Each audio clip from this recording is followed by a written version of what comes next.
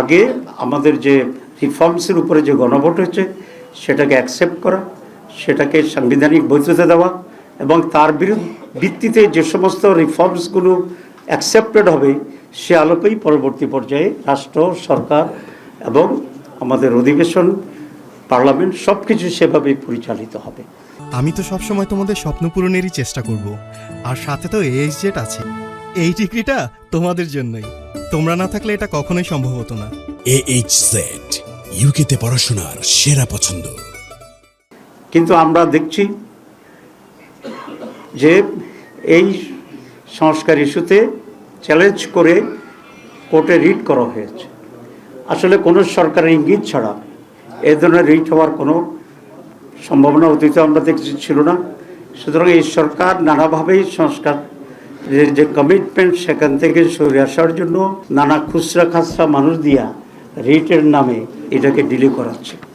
এবং খুবই আনফর্চুনেট হচ্ছে এই যে আমরা আইনের শাসনের কথা বলছি এবং কোর্টকে আমরা স্বাধীন করার জন্য দীর্ঘদিন ধরে আমরা সংগ্রাম করছি এবং সেটাকে স্বাধীন করা হয়েছে।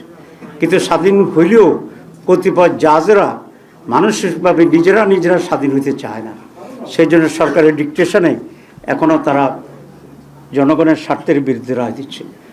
যে রায় তারা দিয়েছে এটার বিরুদ্ধে আমরা আবার আইনি লড়াই করব, সাথে সাথে জনগণকে সংগঠিত করে আমরা এর বিরুদ্ধে জনমত গড়ে তুলব এবং সরকার এটা নৈতিক দায়িত্ব যে সংস্কারের উপর গণভোট হয়েছে জনম্যান্ডেটকে, যে কারণে তারা সোকল্ড মেজরিটি, সোকল্ড আজকে কেন বলছি এর জন্য আমরা বলি নাই, আজকে সোকল্ড বলছে এর জন্য বিরাট এক সাক্ষী পাওয়া গেছে যে যারা নিজেরাই বলছে যে আমরা ইঞ্জিনিয়ারিং করে ইলেকশন জামাত ইসলামীকে আমরা মেজরিটি হইতে দেই নাই। তো সোকল্ড মেজরিটি পাওয়ার পরে তারা গভর্নমেন্ট ফর্ম করার পরে তাদের এটা দায়িত্ব যে রিফর্মস প্রস্তাবনার উপরে যে গণভোট হয়েছে, যেখানে বেশি ভোট পাওয়ার দাবি করে তারা সরকার গঠন করেছে, তাদের নৈতিক যে অবস্থান সে কারণে বেশি ভোটে গণভোট জিতার কারণে এটাকে ইমপ্লিমেন্ট করা গণতন্ত্রের দাবি, নৈতিকতার দাবি এবং জনমতেরকে সম্মান করার, শ্রদ্ধা করার দাবি।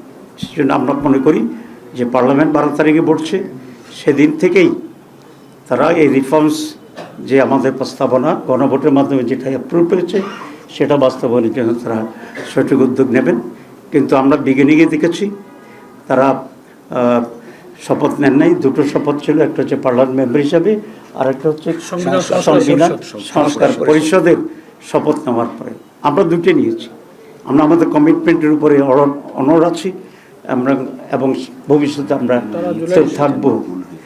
আমরা কেন নিয়েছি এই জন্য এটা আমি বলেছি যে তারা রুলস করতেছে যে আমরা কেন নিয়েছি আদালতের শপথ, সেটার জন্য তারা আদালতে গিয়েছে। আদালতকে তারা অবজ্ঞা করার জন্য একটি ষড়যন্ত্রের ভিতরে দিয়ে চলছে। আমরা এটি নিন্দা করছি। আমরা সংস্কারকে গ্রহণ করব পরিপূর্ণভাবে এবং সে আলোকেই এই সরকার দেশ পরিচালনা করবে। আমরা সর্বাত্মকভাবে সহযোগিতা করব।